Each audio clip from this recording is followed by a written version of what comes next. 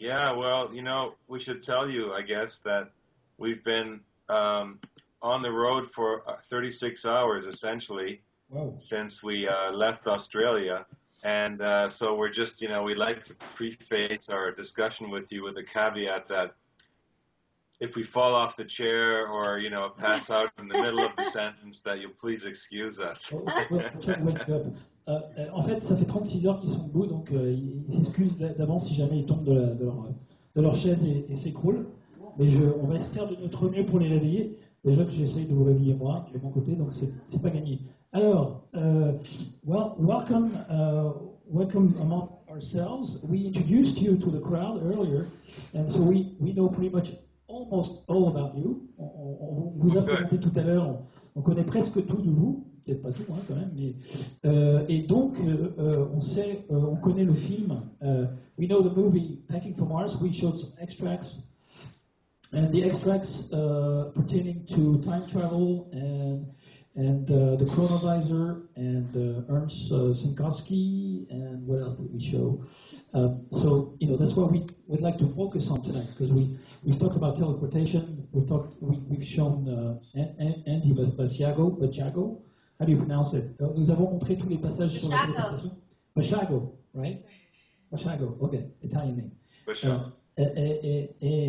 Donc on a montré tous les extraits en rapport avec la téléportation, le voyage dans le temps, et donc Andy Basiago et le professeur Ernst Senkowski.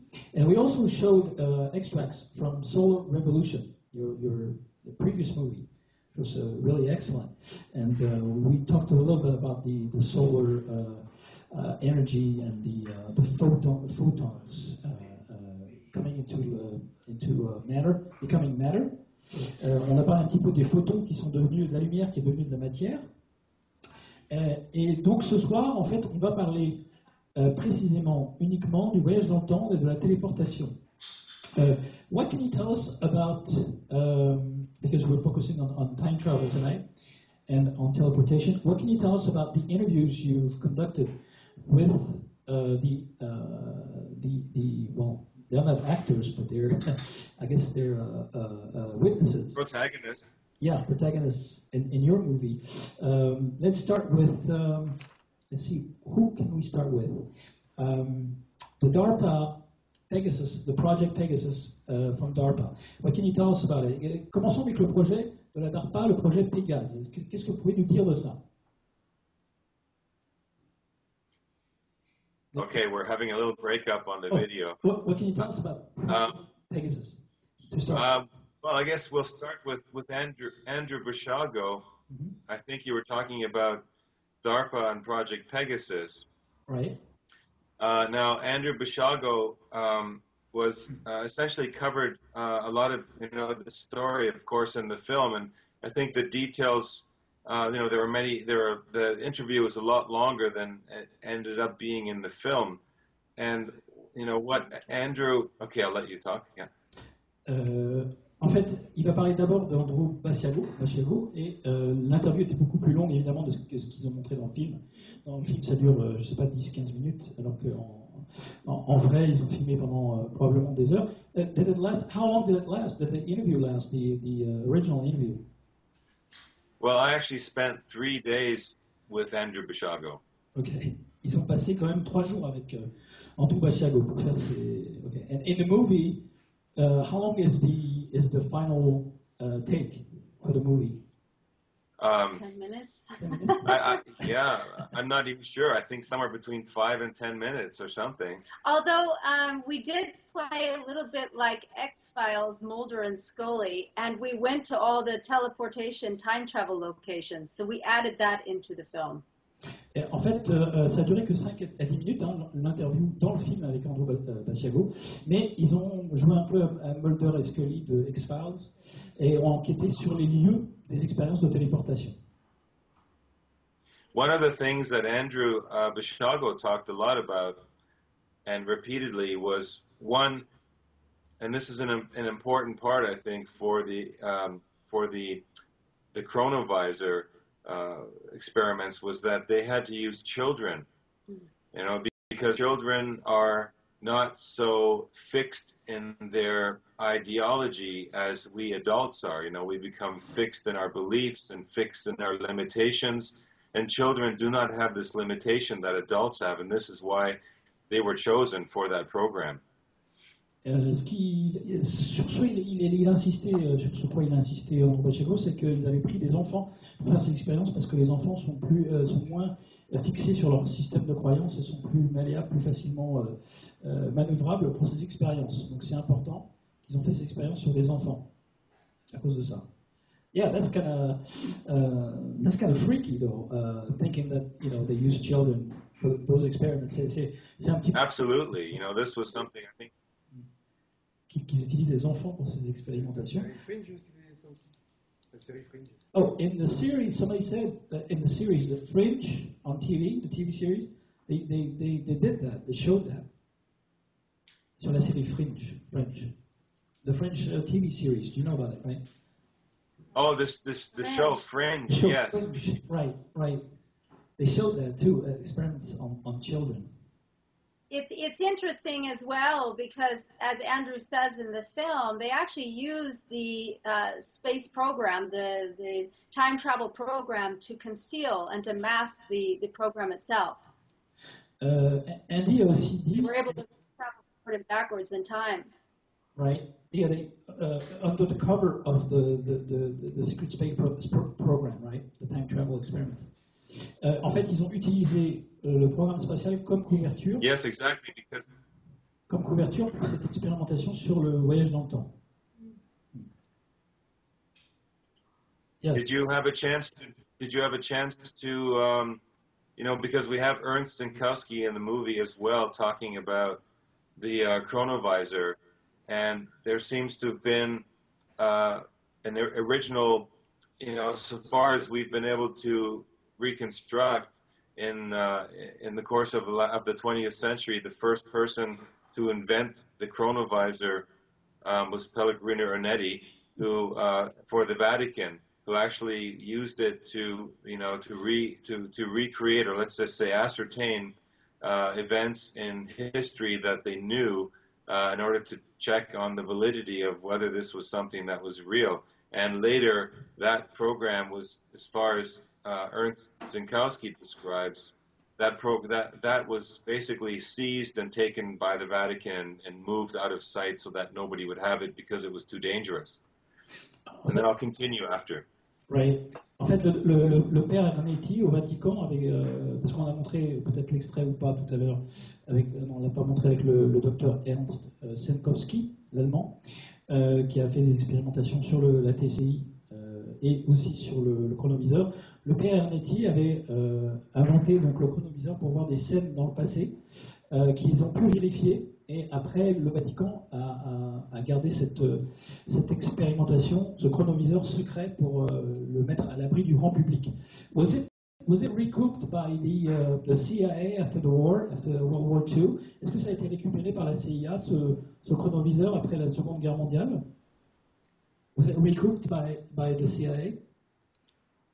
I think it was essentially taken over by, I don't know if it was the CIA, but it was definitely DARPA, mm-hmm. and it moved into, the private sector so that, there would be no requirement to report on its development.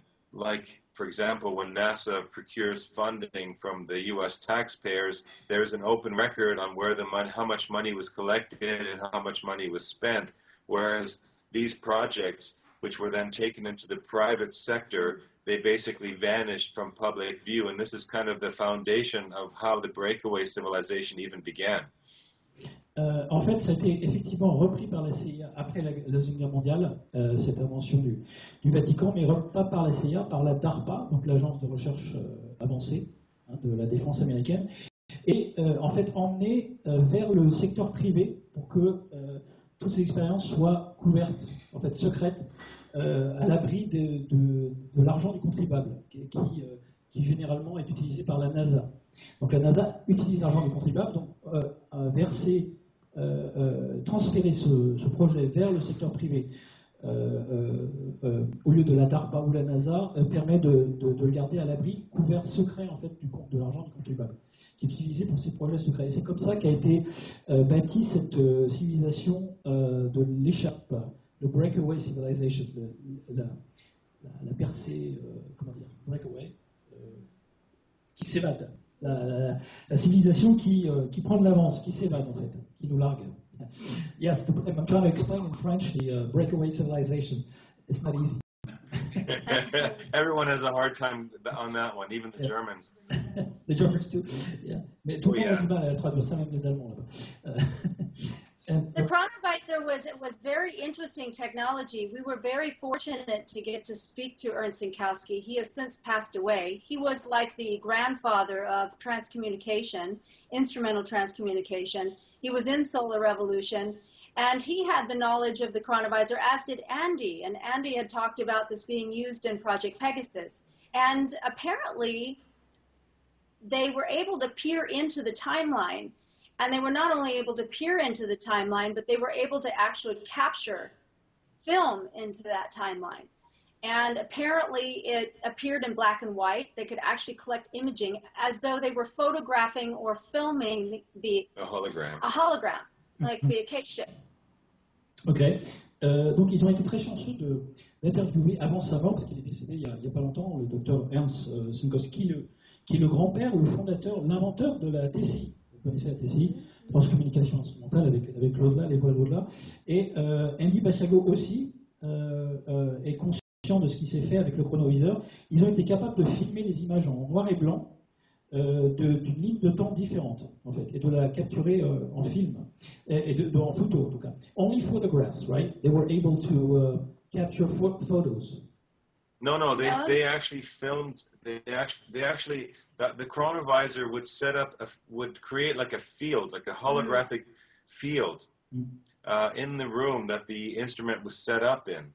And if you can imagine, it was kind of like an instrument, like like an organ or like a musical instrument, because Pellegrino Ernetti was actually a musician, a highly advanced and skilled musician who was also had a PhD in physics. So his initial experiments delved into sound resonance that seemed to be locked into the magnetosphere, kind of like we discussed in Solar Revolution a little bit with Michael Persinger, that actually everything that's ever been said, done, and thought, whatever, within the Earth's magnetosphere is stored there like some giant hard drive to be recaptured with the right instruments, and the chronovisor was one such instrument.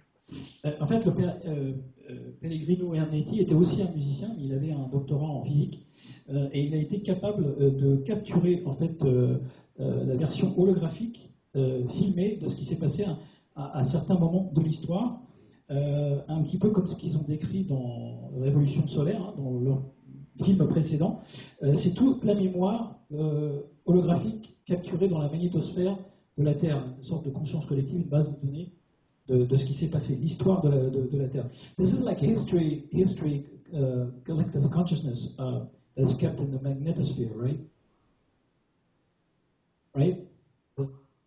The collective consciousness database and information database is kept within the Earth's magnetosphere. La magnétosphère de la Terre garde les informations. Can you hear me? I can't. Yeah, it's pixelating a little bit, but we're still here. You came back. Yes, we there. have a bandwidth or internet connection problem. Do you notice that on your end that you have a? We do have a solid. We're showing a very solid connection on this end, but we had a major, like we said, major hailstorm here in Bavaria when we pulled into town, and we had a welcome party of golf ball size Oz particles. So maybe the telecommunication lines have been messed with, Et juste quand ils sont arrivés, en fait, ils ont une énorme pluie de grelons, des grelons gros comme ça, comme des balles de tennis quand ils sont arrivés. Donc peut-être que ça, mais ils montrent une bonne connexion de leur côté, mais je ne sais pas si c'est d'une autre. Peut-être qu'à l'extérieur il y a un problème.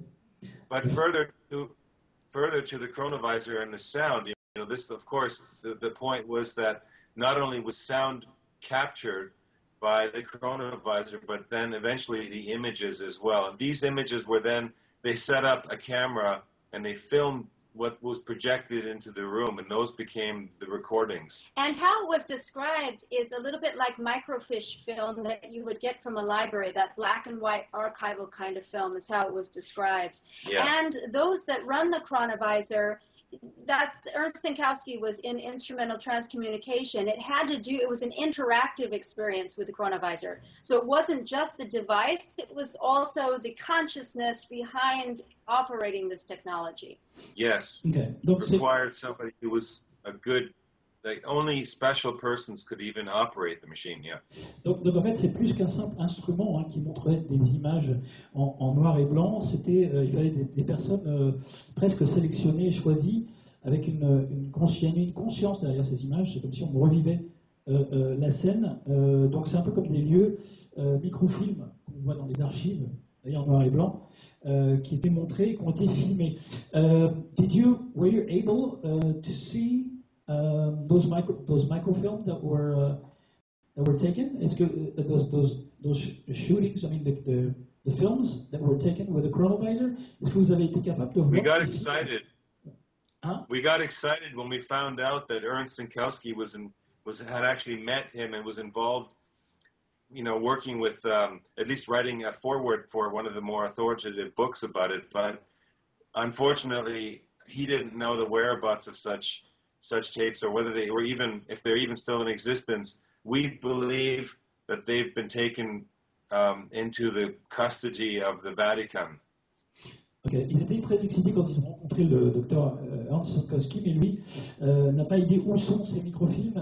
Il pense qu'ils ont été pris et mis, gardés secrets en fait au Vatican, et ils ne vont pas les partager. What about DARPA?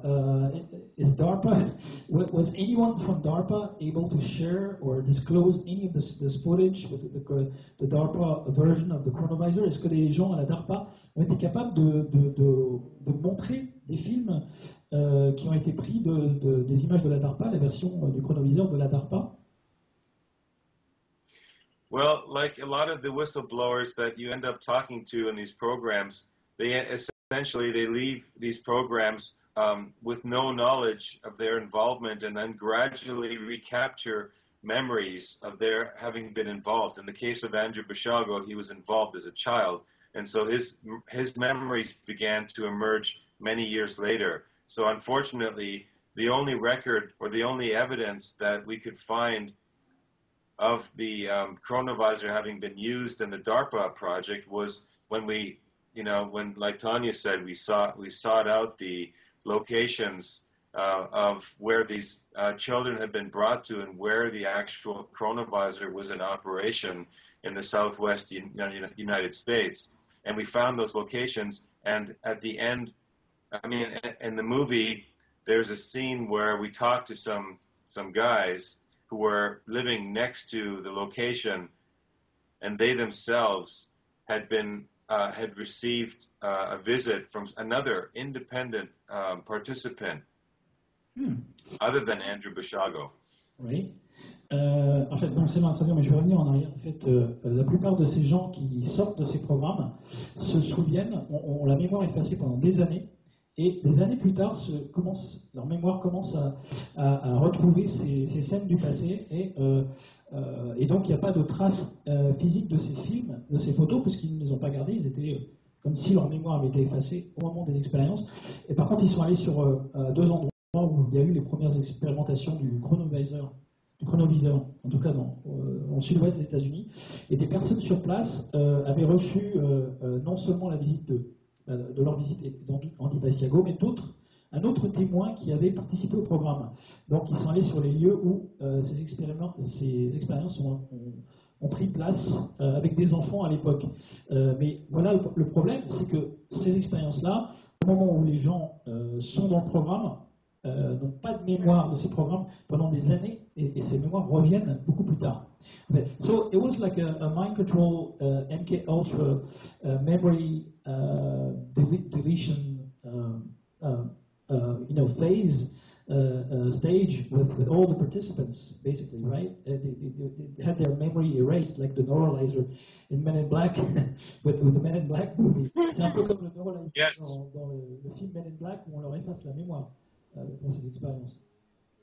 Pretty much, and it's funny that you mentioned that because so many of the films in Hollywood that are dealing with these subjects draw upon truthful events and turn them into science fiction in sometimes very humorous manner. But it's funny how much of the stuff that we're seeing on the silver screen now is actually really leaks of super secret information coming out in the scripts of certain people with good contacts, wouldn't you say?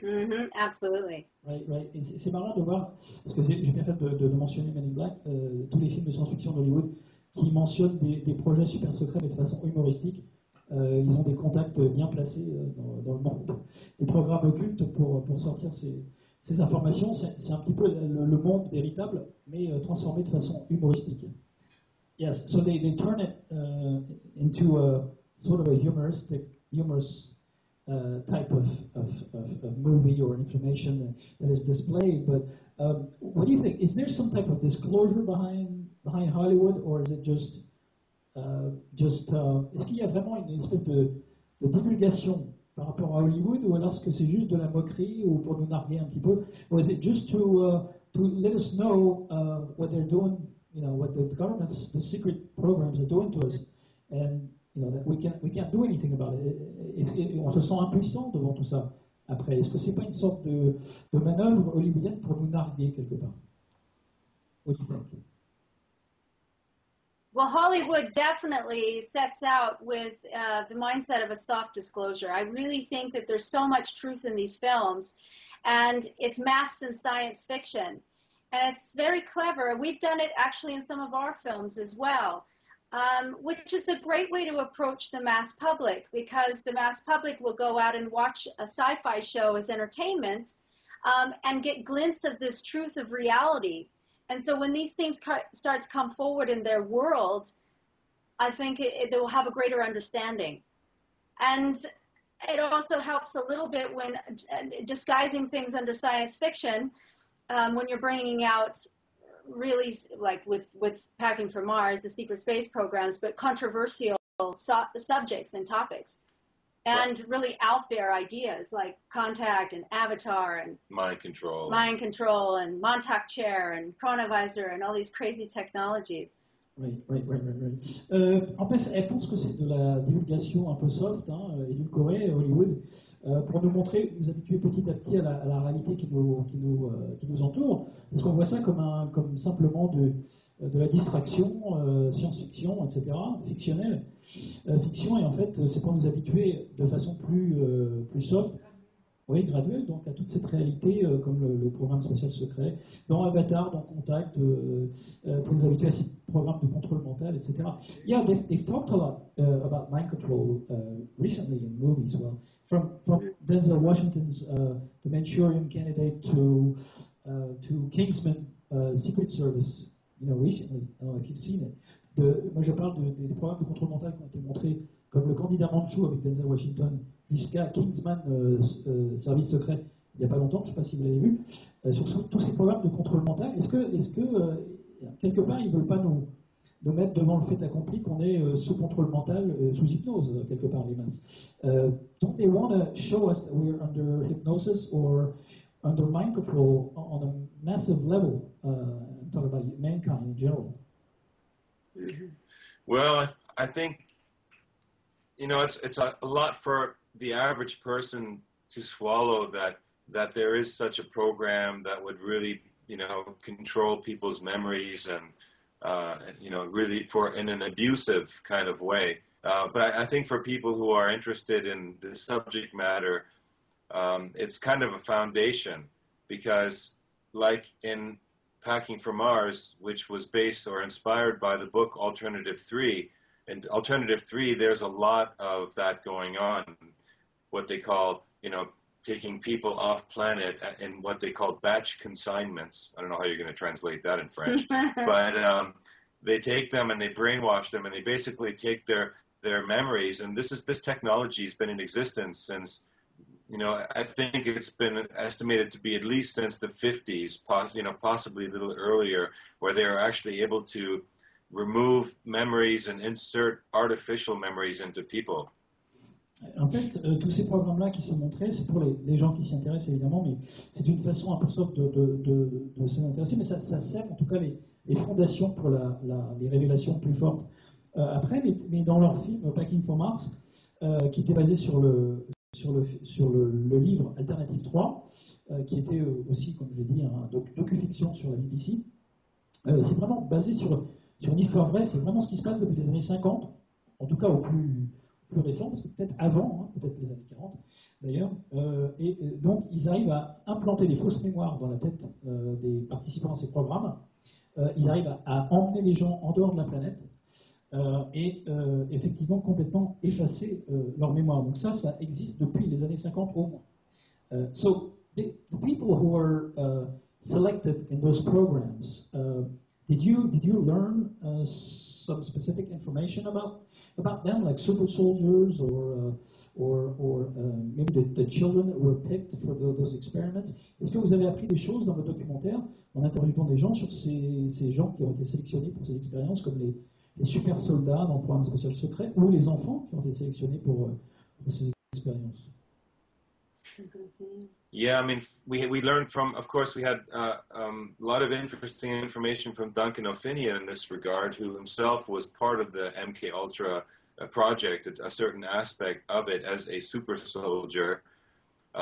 We found that we've also since learned that one of the things they do is I think the mind control and the erasing of a personality is sort of the foundation for these super soldier recruits, because they need them for longer periods of time than just 2 or 3 years or one mission. They actually need them for 20 or 30 years, because they can't exactly, by the time they spent the 3 years training them to with all the qualifications needed, they'd have to discharge them in the normal army, whereas in the secret programs, they need this long just for the basic training. And I'll continue if you want to translate that. D'ailleurs, dans le film, oui, effectivement, ils ont interviewé un ancien super soldat, Duncan au Finland, qui faisait partie du programme MK Ultra, le contrôle mental. Et effectivement, le contrôle mental, c'est la base, la fondation de tous ces programmes. Ils passent à peu près 2 à 3 ans d'entraînement de base pour former ces soldats dont ils se servent pendant de 20 à 30 ans. C'est pas comme dans une armée régulière où tu passes 4 ans et t'es déchargé et tu sors de l'armée. Donc là, effectivement, le contrôle mental, c'est la base de tout dans ce programme de sélection, en fait. But those guys donc, en fait, leur mémoire est effacée. Hein. On leur implante des fausses mémoires. Etc. So, where do you place how can you be sure when a former super soldier speaks out about his experience, that everything is actually the way it happened? Because if they have their fake memories implanted and you're never sure that it happened this way or that way, how can you be sure that it happened the way he tells it? Et comment être sûr de la façon, de l'histoire dont il raconte ces super soldats, ce qui leur est arrivé, s'ils ont effectivement des fausses mémoires implantées dans leur cerveau? C'est un peu une question de... Ouais. Comment on détermine la véracité du récit de super soldat? Well, one of the ways that what's happening is that as people begin to emerge with memories, they are remembering enough details that overlap with the memories of others who are, of course, compartmentalized into their own divisions of the secret space programs. So although, like, for example, Corey Goode and Randy Kramer were both, brainwashed into their roles and had their minds erased, they actually remembered events later that correlated with one another. And in the case of Duncan and Miranda, they began having memories of certain events that then made them realize, and they describe it in Packing for Mars quite intensely, in the case of Duncan, having piloted and crashed a ship on Mars, and Miranda having to actually go into like using her remote viewing abilities to go into the etheric realm and locate Duncan's spirit, which was at the time disconnected from his body, to bring it back again. It's interesting how each of them had their own specific memories, although they were located in different parts. And not all Mars recruits had their memories washed. There are cases where they did remember full counts. But I want to expand on this after you translate. Oui. Elle a dit à la fin en fait que toutes les recrues pour le programme sur Mars n'ont pas forcément leur mémoire effacée. Donc des anciens soldats comme Corey Good et Randy Kramer, par exemple, comme on peut voir avec celui qui l'a interviewé aussi dans le film, donc Duncan et Miranda, ont des mémoires, même s'ils sont comportementalisés par division, par services différents du programme spatial secret, ont des choses qui rentrent en corrélation les uns avec les autres. C'est-à-dire qu'ils se recoupent, des choses qui se recoupent. Et donc, par exemple, Miranda était capable de trouver l'esprit de Duncan, qui était pilote d'un vaisseau qui s'est crashé sur Mars. Donc là, l'un avec l'autre ont recoupé leur histoire, ne se connaissant pas au départ. Donc déjà, là, il y a beaucoup de choses en commun, en fait, que les gens qui ne se connaissent pas racontent, qui leur permet de dire que c'est effectivement quelque chose de possible. Mais tous n'ont pas la mémoire effacée. Il y en a qui se souviennent, au bout de quelques années, consciemment, pratiquement des trois quarts de ce qu'ils ont vécu. Donc chaque cas est différent, mais dans le cas des recoupements, en tout cas des histoires qui se recoupent, go ahead, Tonia. As Frank described, in some of these child programs, other children started to emerge, and they too were having memories, and they could co-collaborate the stories. When we did film packing for Mars, we actually went, we had a list of these teleportation and time travel locations of where the chronovisor was used. Apparently they're drop zones and places where they congregated and popped in and out of these timelines. And we actually knocked on doors of complete strangers. I mean, we went to ghost towns. We were in the middle of nowhere. And we were knocking on strangers' doors and finding people that had been there for 20, 30 years that could co-collaborate some of the stories. Because for us, we wanted to go in the field and really validate what was happening. En fait, sur les expériences de ces différents enfants, ces gens qui se sont souvenus de ces expériences avec le chronoviseur, par exemple, ou de téléportation, ils sont allés vérifier sur place les endroits où les expériences ont été décrites, en tout cas. Sur place, ils ont voulu vérifier. 20 à 30 ans plus tard, alors que les gens étaient, les participants étaient des enfants avant, et ben des gens sur place corroboraient les récits de ces personnes. Que ça s'était vraiment passé à ces endroits et qu'ils avaient eu la visite de certains participants qui se sont souvenus de ces expériences. Donc là, ils ont parcouru des villes fantômes dans le milieu de nulle part pour taper à la porte, de cogner à la porte, frapper à la porte des gens pour les questionner, pour les interviewer pour le film. So you have various participants whose stories cross over and get together and details at some locations, specific spots, and who are the people who are still on site there that were back then, back then they used to know those participants as children, right? Et à l'époque, ils les connaissaient en tant qu'enfants quand ils les ont vus, ces endroits or did they meet them when they were younger? Apparently, what's the age difference between the people that you interviewed? They knew about the gymnasium. What happened is that in the case of one of those locations, there were some neighbors that had been visited by a young man in a van who pulls up and started to describe the story of having been involved in the project in the chronovisor experiments. And it wasn't Andrew Basiago, although Andrew Basiago described the location to a T. It was exactly as he described it. We went there, we found it, but to our surprise, we actually found neighbors who had been living there many years. They weren't living there at the time of the experiments, but they had been visited years earlier by another participant who verified Andy's story. And we stopped bus drivers and UPS drivers and neighbors who could validate the structures, you know, the buildings that were there back then, because so much has changed in 30, 40 years. So they were able to validate the actual structures that these events and these experiments took place. Okay. I want to, when you're done translating, I want to expand on some really interesting information we discovered while we were in Nexus. Okay. Okay.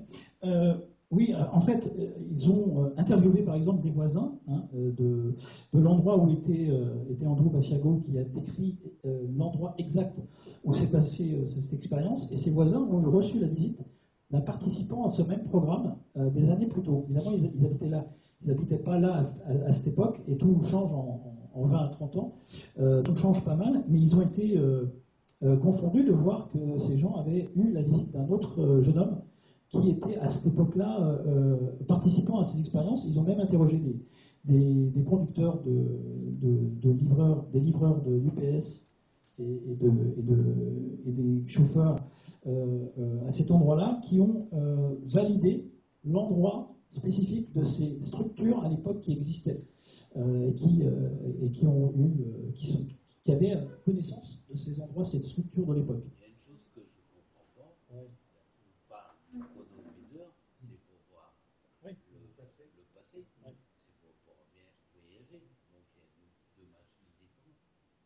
Oui, c'est pas la même chose. Yes, somebody didn't understand what the difference between the teleportation experiment and the chronovisor, which is a totally different device, right? Il y a une différence entre la téléportation et le chronoviseur. C'est pas la même chose. Yes. Well, as far as we know from the people that we talked to, the chronovisor was a device which was similar to somebody doing remote viewing, but actually, instead of seeing something themselves, they were able to capture, using the instrument, that imagery and sound in our dimension, from the past, future, present.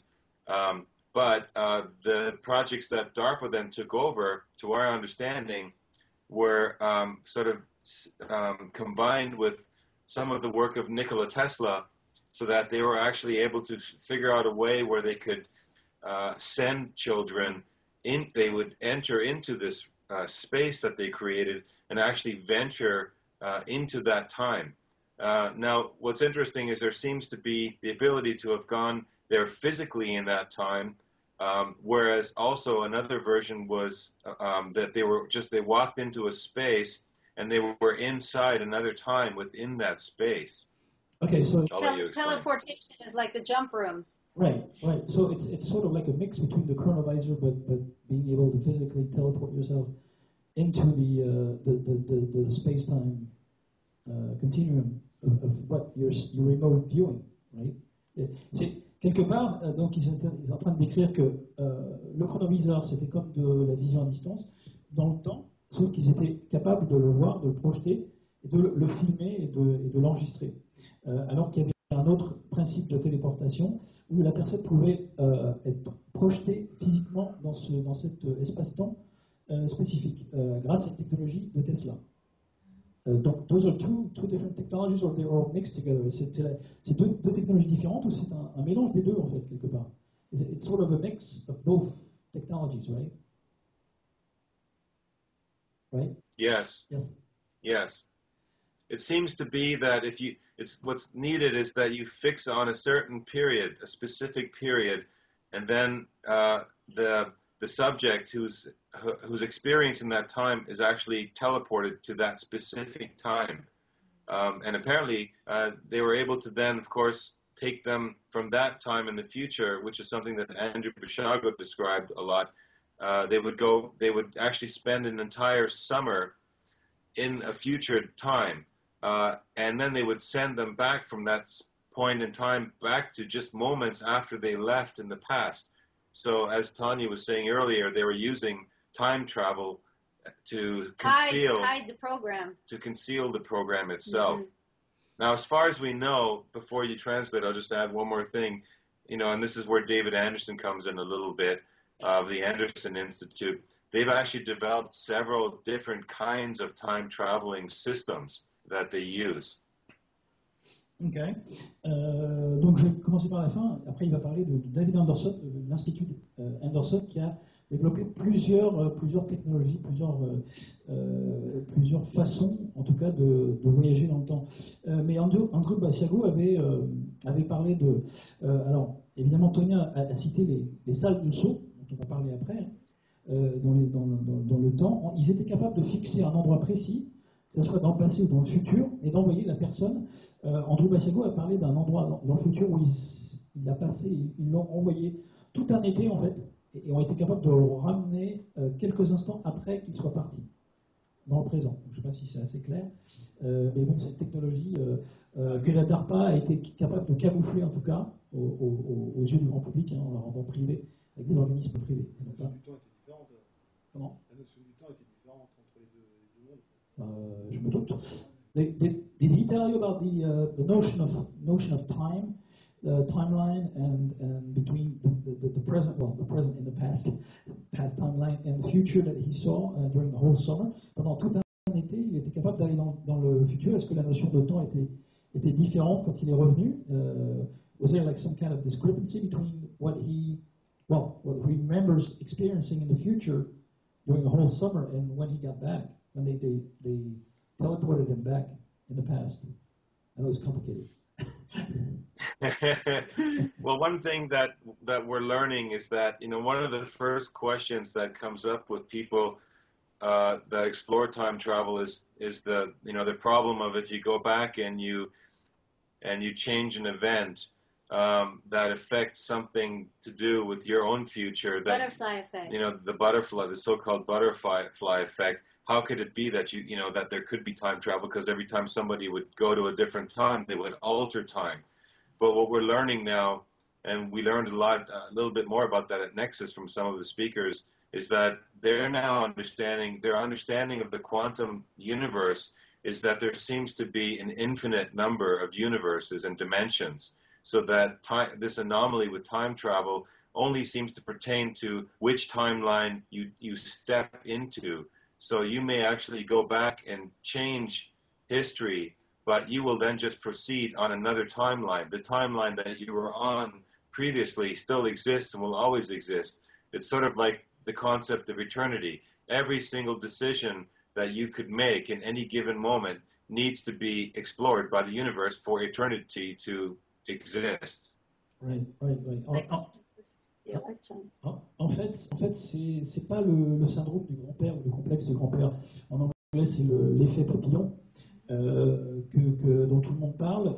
Ils ont été capables d'apprendre par les interviews qu'ils ont fait de ces gens qui ont expérimenté ces programmes que s'ils vont dans le passé, ils vont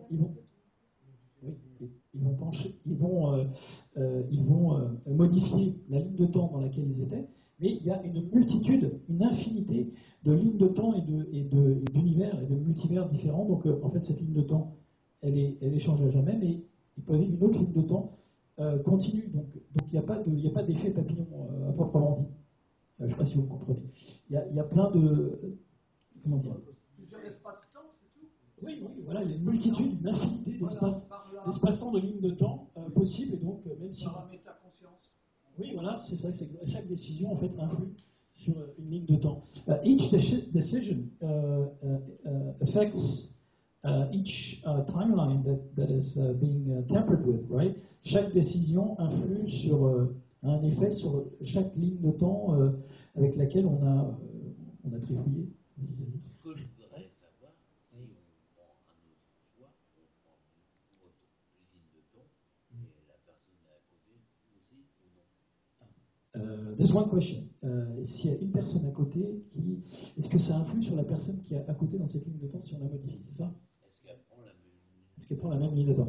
If someone, if a time traveler goes to the past and affects a specific timeline, the people around him or around, inside that timeline are affected as well? Or did you learn anything about that? Well, with each new decision that's made and with each event that happens in time, there is a new timeline, so to speak. There is another micro a micro-dimensional shift in the universe, which will need to follow through, like cause and effect, so that potentially, you know, they would. It's like if any one of us decides that we are going to change something in our present time now, and it can be, you know, a very small decision, or it can be a major decision. And if it's a big decision might mean that we decide to no longer associate with certain people, no longer go to certain places. And although in the very early stages, the memories of those people and places are still there, with time they will drift away, almost like we're all departing on parallel train tracks that grow further and further apart with time until we no longer see them anymore. So we take all those events and places with us because essentially we are the center of every single universe that we experience.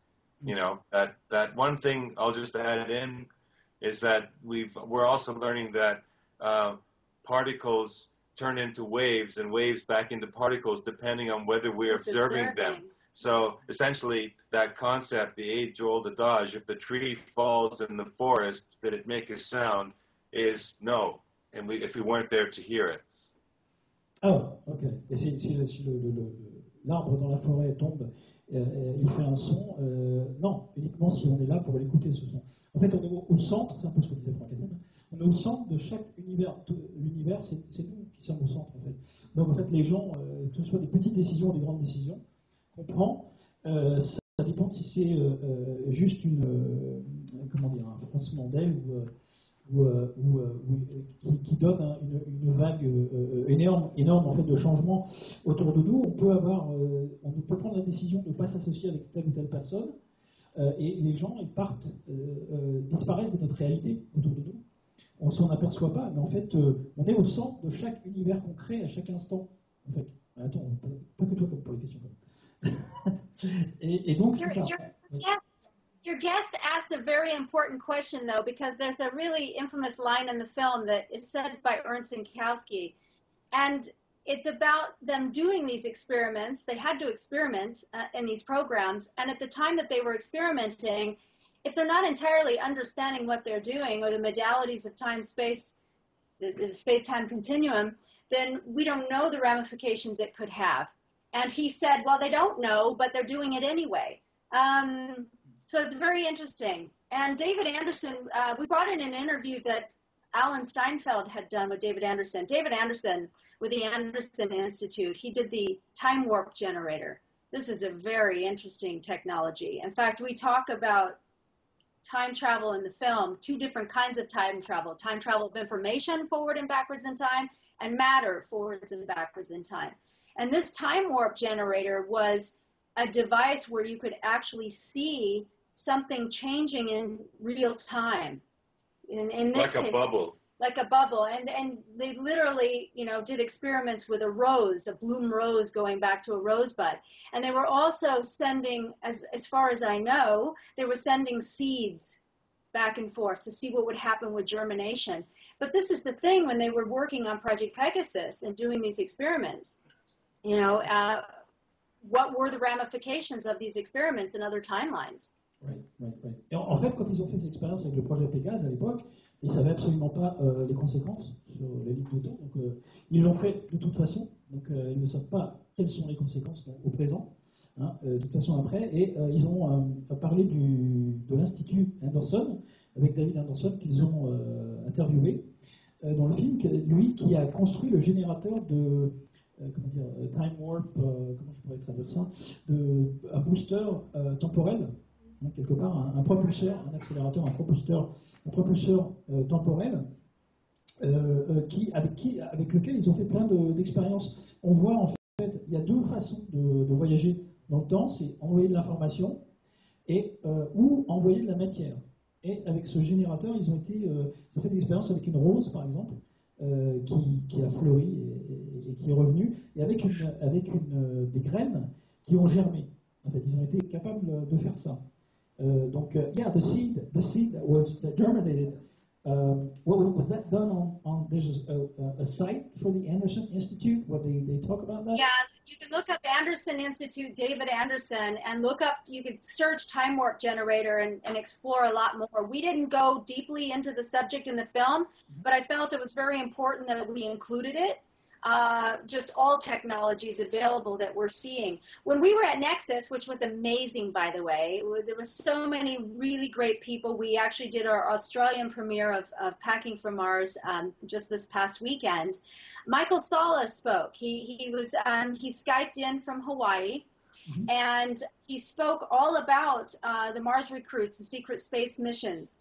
And one of the interesting things that, he did bring up Randy Kramer, Captain K, and also Corey Good's story, many other brilliant aspects to the whole subject as well. But one thing he touched upon was age regression. And this was something new because we knew about the time travel, but the whole concept of age regression. So what they do is they bring these Okay, you mean, yeah.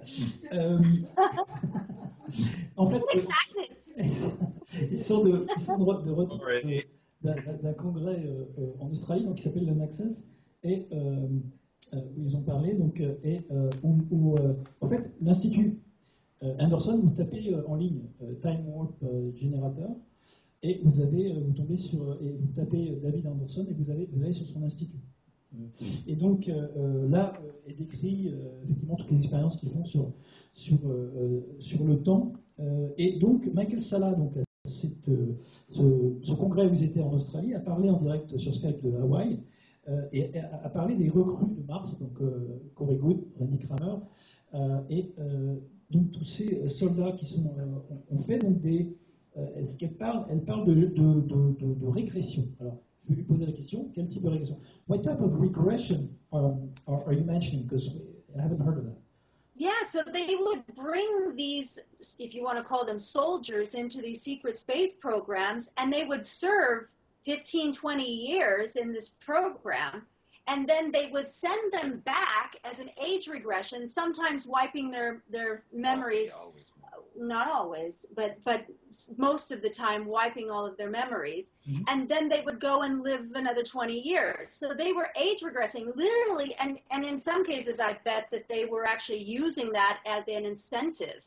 But imagine going into a program, you serve 20, 30 years, and they literally can take your appearance and your body and your form and age regress it by 20 years, and you live that 20 years again. So again, it's like they're using the secret space program to hide the secret space program. And they're using these time travel technologies and these age regression technologies and longevity technologies to conceal the program. Right. It's sort of like the Nazi technology. They already came up with that in the 40s. En fait, ce que Michael Sala a décrit, c'est que dans ces programmes, il y a eu aussi des expériences de régression de vieillissement, c'est-à-dire d'inversion de vieillissement. Ils vont servir 20-30 ans dans le programme spatial secret, et ils vont les faire revenir dans 20 ans en arrière, donc ils ont gagné 20 ans sur... C'est une sorte de récompense pour eux. Comme ça, ils reviennent en arrière, ils reprennent 20 ans de moins. Et effectivement, je parlais du programme nazi de régénération des cellules, qui avait déjà commencé dans les années 40. Ils avaient travaillé là-dessus, aussi, avec la régénération. Yeah, Nazis worked on cell regeneration, right, in the 40s, in their program, secret program. Exactly. Right. Exactly. So it's a spin-off of the Nazi program, basically after the. Well, right. I mean, essentially, as far as we understand it, and I think this will depend on how many of your guests there tonight are willing to accept the premise that the Nazis had help, and that help didn't necessarily come from terrestrial form, but from an extraterrestrial form that led them in 1933 to explore and settle deep within underground sort of water inlets in Antarctica to set up bases, and which became the foundation kind of the early breakaway civilization, which developed technologies far superior to those which were being used by the normal public in the United States. and there's some interesting stories about battles that took place. Admiral Byrd is one of them, between these Nazi forces and the American forces, which were essentially annihilated, and then deals were struck between these Nazi factions and the United States government post-Second World War, which said, okay, we will not come and obliterate you if we can tap into your resources. And so there was a mutual agreement that took place. I'll let you explain that. Donc oui, il parle effectivement, et je ne sais pas si le public ici est prêt à accepter le fait qu'il y a eu en fait une échappée, une évasion vers l'Antarctique des bases, une base nazie souterraine et toute une ville souterraine, en tout cas vers lesquelles ils se sont échappés en Antarctique.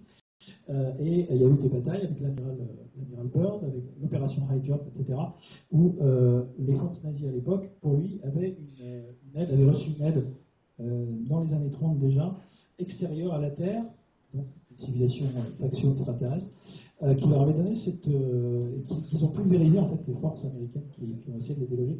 Il y a eu après un pacte fait avec eux, comme quoi les nazis les laisseraient tranquilles s'ils arrivaient à s'infiltrer ou en tout cas collaborer avec le pays, avec les US.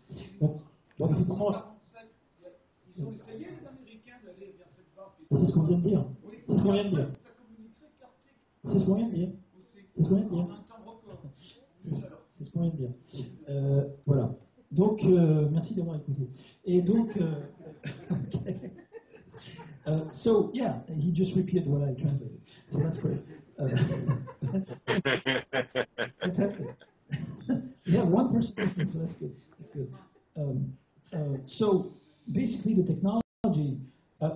What did you get any specific undercover or secret information about what factions or what ET factions were collaborating with the Nazis back then? Est-ce que vous avez eu des informations occultes ou secrètes sur les factions extraterrestres qui ont collaboré avec les nazis à l'époque?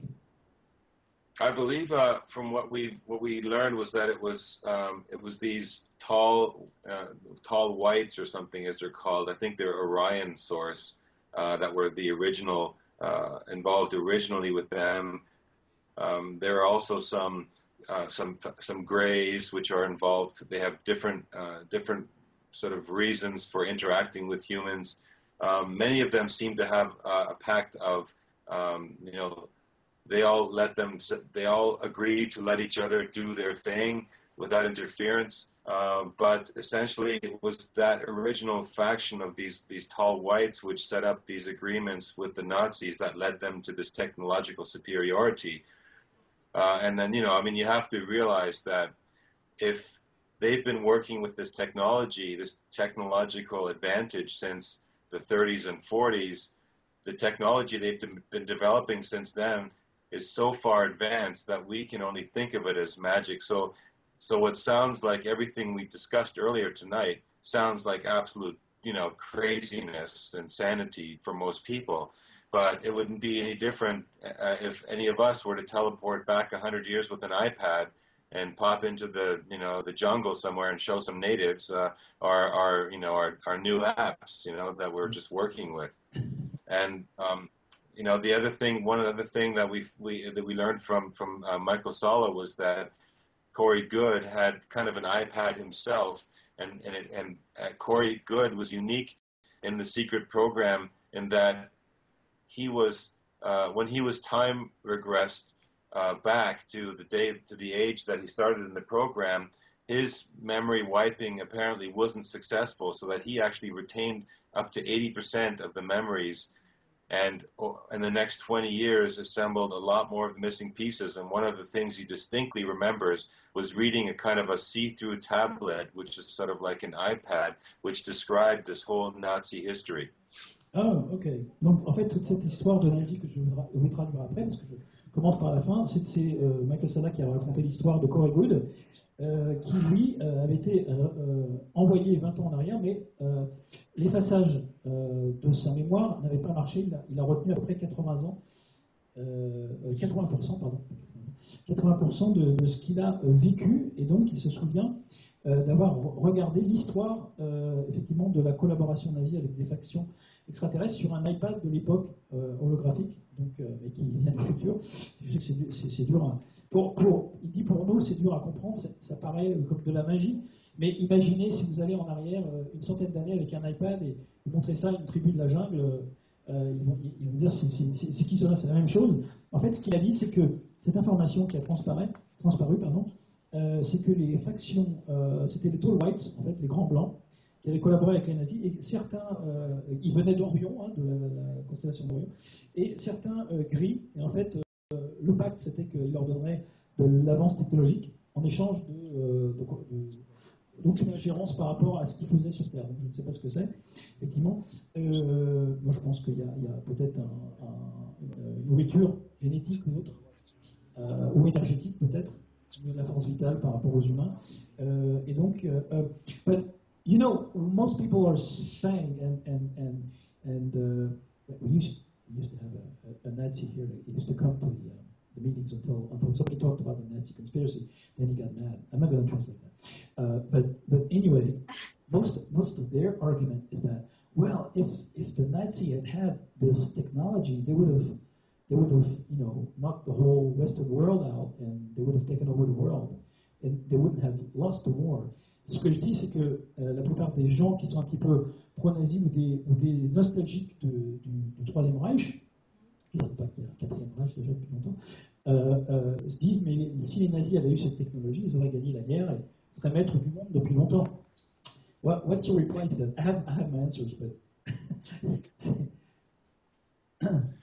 Well, all I can say to that is that, I mean, as far as I understand, they actually never were defeated because they went from Germany to Antarctic, from Antarctic into space, and infiltrated the entire military-industrial complex of the Western world. So what they left behind in Germany was basically, once again, the poor folk like us who are living in the bombed-out remains of their political and socio and economic warfare on the population, which has been going on for many, many, many years and decades. So we have the perception that the Nazis lost the war, and that's exactly what they wanted. It's similar to the space program. You have the space program, and then you have the secret space program. So you have one program is what the public sees, and the other program is what's really happening. Right. It was the same thing here. Right, and catch up to that. This is very interesting. That was my answer, actually. That's what I had in mind. Donc, en fait, leur réponse, qui était similaire à celle que je pensais d'ailleurs, c'est que les nazis nous ont fait croire qu'ils ont perdu la guerre, mais absolument pas. Ils n'ont pas été défaits du tout. Ils sont partis en Antarctique, dans ces bases, et de l'Antarctique, ils ont infiltré après le complexe militaro-industriel aux États-Unis et partout dans le monde. Ils ont laissé une population allemande détruite par les bombes, en Europe aussi. Ils ont infiltré, moi je dirais, le système de propagande aussi. I'm saying they infiltrated the propaganda machine also worldwide in politics. And I think that, you pretty much agree to that too. Et donc ils sont partis aussi dans l'espace. C'est-à-dire qu'ils ont été à la conquête spatiale. C'est ce que disait Tonia, c'est exactement la même chose que le programme spatial qu'on voit à la télé, officiel, de façade, et le programme spatial secret, qui lui ramasse, mais collecte des millions de milliards de dollars, dont j'ai parlé déjà, qui manquent. C'est pas pour une navette qui n'existe plus. There's another film that we did, Stranger at the Pentagon, with Craig Campobasso. And it's interesting because that all connects the dots as well. Stranger at the Pentagon was about Valiant Thor, Commander Valiant Thor, who came here in the 1950s to offer a proposal to the planet for a planet to have abundance and wealth and no sickness. And he brought all of these wonderful gifts. He stayed as a guest at the Pentagon for 3 years. A whole sequence of events happened. This is during the Eisenhower-Nixon administration. But again, this was all intercepted by this faction that we're talking about right now. In the film, we call them the Quaiine beings, but it's an ongoing rivalry on this topic. So right. Yeah, that's another cornerstone to this whole picture. Right. I interviewed Craig Campobasso as well. So yeah. And you were magnificent in the movie as well. Thank you, my little pink spacesuit. a Venusian spacesuit. Everybody enjoyed it here tonight. Et donc j'ai dit qu'elle était magnifique en vénusienne dans le film dont elle a parlé, un étranger au Pentagone, de Craig Camprobasso, que j'avais interviewé.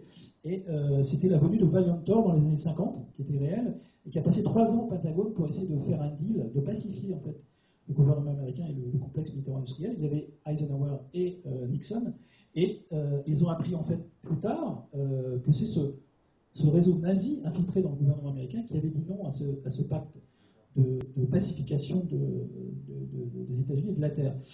But those were Venusians, right? C'était des Vénusiens, en fait, à la base. In his case, he was a created being, but yes, they had come from Venus. Oui, oui. Et donc, oui, ils provenaient de Vénus. The government basically decided it wasn't of their best interest to side with the proposal, and they declined it under economic purposes. They didn't think it was of the best fiscal interest of the planet. It's very sad. We mentioned some of this in the short film, but during the 3 years that he was a guest at the Pentagon, we call him the Secret Shadow Society, or Secret Military Complex, or military complex that exists today even. They took him, whether it was under the knowledge of Eisenhower or not, and they tortured him. And they were trying to access technology, and they were trying to access a craft that they had and try to understand the technologies and back engineer technologies for military purposes. And that wasn't his purpose for coming here. So it's interesting when you look at even this story, how it aligns with what we're talking about now with secret space programs. And even tying back to the Nazis. Right. Et Valiantor, en fait, a été accueilli 3 ans au Pentagone, secrètement, et donc il a passé 3 ans, mais ils l'ont effectivement torturé pour savoir, pour essayer de faire de la rétro-ingénierie avec les technologies qu'il avait, avant de laisser partir. Was he let free, or did other Venusians... He actually left to the very day and minute that he came, 3 years later. But it was required some help. Yes, it was a tricky situation. Ouais. Donc il a reçu de l'aide effectivement pour sortir de là, mais le complexe militaro-industriel à l'époque, donc infiltré, c'est ce qu'il raconte en fait depuis tout à l'heure. Le programme spatial secret est infiltré depuis le début par les savants nazis, l'idéologie nazie. You think there's a connection with the other New World Orders in the world today, and they all work together? The G8 or G20 countries work in a secret space program all together, like the Chinese, the Russians, the French, the Germans, the British. Est-ce que vous pensez que toutes ces factions du nouvel ordre mondial, des nouveaux ordres mondiaux en fait, chinois, russes et nous aussi, les Allemands, et travaillent ensemble, les pays du G8, du G20 dans le programme social secret ou pas du tout? Or less countries involved? I don't know. What do you think? I think what you have to realize is that when all of this technology broke away into sort of a private sector, this group of people advanced very, very far in a very short period of time outside of the public domain, and put in place and still control and regulate a lot of the so-called heads of state of the G20 and the modern world we see now. They do not intend to share with us the technology that they're developing at their level. They only share the things that they have left behind 20 or 30 years, like, the throw-off technology. And so we need to be clear that what we see out there as the government and what we think is as secret space programs have really nothing to do with each other. There's really so much compartmentalization going on. Tout est compartimentalisé en fait. Ce qu'on voit comme les têtes de gouvernement sont complètement manipulées et infiltrées. Elles ne sont pas du tout au courant, ou en tout cas ne sont pas mises au fait du programme spatial secret. Tout est compartimentalisé. C'est-à-dire que ils n'en ont rien à faire du peuple donc à terre. Ils nous ont laissé en fait des restes d'il y a 20 ou 30 ans au niveau technologique. Et eux sont à des années-lumière de différence. But everything, it all applies to everything and anything, right? Like consciousness transfer or soul transfer, cloning, how to put it, anything Right. that has to do with the healing and cell regeneration and all those things, right? Medicine and they.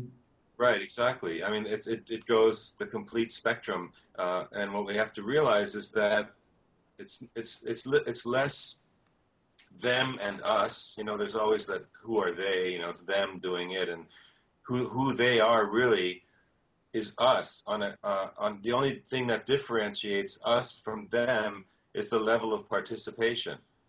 We basically the more we invest in the superficial, narrow perspective of reality, the less we are open to the full abilities that we all have as conscious beings.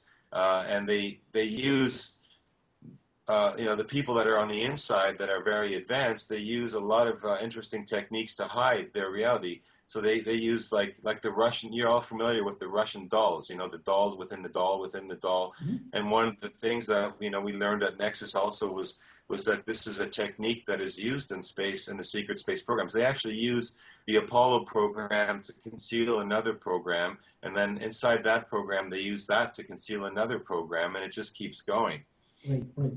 Oui, ça concerne effectivement ce que je disais, tous les aspects de notre réalité, que ce soit la guérison, la régénération des cellules, le transfert de conscience, etc., le voyage dans l'espace et dans le temps. Tout est compartimentalisé, tout est caché, mais en fait, c'est pas vraiment eux. Et nous, c'est le niveau de participation que nous, on a par rapport à ce qui est dit. Plus on s'intéressera aux choses superficielles, et moins on va avancer au niveau de développement de la conscience. C'est-à-dire qu'eux profitent de notre naïveté, notre manque de curiosité, notre manque de participation à vraiment ce qui existe autour de nous. C'est un peu comme le principe des poupées russes. J'aime bien ce principe, je l'ai appris de Btlv. I should add here, you should add that we are at a disadvantage because they are using the media, and education systems to mislead us. So many of us believe that, we understand the world, but in actuality, we don't understand very much at all. Yeah, so propaganda and mind control. And chemical. Et donc, en fait, on est un peu désavantagé. Bon, les poupées russes, qui disaient tout à l'heure, ils utilisaient par exemple pour le programme spatial secret, le programme Apollo, pour cacher un autre programme, à l'intérieur duquel ils ont caché un autre programme. Donc c'est comme les poupées russes. Tout est caché à l'intérieur du programme qui en cache un autre. C'est un peu comme on en avait parlé ici pour le programme de développement des engins secrets volants, avec Michael Schratt. D'ailleurs, et en fait, on est vraiment désavantagé parce nous, on croit au système éducatif et aux médias. Et c'est avec les médias et l'éducation qui nous font croire qu'on connaît le monde. En fait, on n'y connaît rien du tout. On est complètement trompé, leurré à cause du média. C'est juste de la propagande et du contrôle mental. Yeah, do you think all those technologies, mind control technologies, like they have so many programs for mind control, on the satellite system, that with directed energy weapons and HARP and scalar waves going into our brains and chemtrails and so forth, everything is and poisoning on the ground, like medics and drugs and the food industry. How do you think in the air, the water, and so forth, and vaccines? How do you think we can get beyond that and stop them from zombifying us artificially? Comment vous croyez qu'avec toute cette campagne de matraquage électromagnétique avec les ondes scalaires, le projet ARP, les satellites, l'empoisonnement avec les vaccins, la bouffe, l'eau, l'air et les chemtrails et les médias et puis les technologies pour le contrôle du cerveau, comment vous pensez qu'on va pouvoir passer outre et les empêcher de continuer à nous zombifier, de transformer en zombies finalement? Is there a way? It's really quite simple, and it's a bit cliche. And if you've seen Solar Revolution, which we do have it in French, the last underlying message and really what it all builds up to is love. In the end, everything is frequency and vibration. Frequency and energy equals the nature of our reality, and love is the frequency. And when we're working from a space of the heart, and heart math, Roland McCready goes into this with heart math and connecting to the brain. But really what we're dealing with everything, whether it's secret space programs or New World Order or archons or extraterrestrial treaties, working with the governments, everything we're dealing with is war on consciousness. This is all about consciousness, really. I mean, everything that we're talking about is all progressing to what could lead to transhumanism. Yeah. Consciousness being put into artificial intelligence. And so ultimately, it's about raising our frequency, and each one of us has to take the responsibility and accountability to do this. And only one person that can vibrate at that frequency can affect so many others. And we all swim in this big electromagnetic field. And so it's like a morphogenic field that one does it, then the next, and we can raise each other's frequencies, but ultimately it is about resonance. Toutes les vibrations et résonances en fait vibratoires. Ce qu'elle dit, la seule solution, la vraie solution, c'est vraiment de vibrer à la fréquence de l'amour. C'est vraiment la solution du cœur, oui, avec la connexion, la cohérence cardiaque qui se connecte à cette vibration, donc pour nous faire monter en vibration. Et il n'y a que ça qui va pouvoir nous faire changer. Une personne qui vibre à la bonne fréquence va en changer plein autour d'elle. Donc, jusqu'à 10 000. Hein? Si on change la fréquence déjà du corps. Et justement, j'ai entendu parler aussi de la pierre, aussi il y a certains quartz qui permettent de protéger contre de certaines ondes électromagnétiques. Ouais.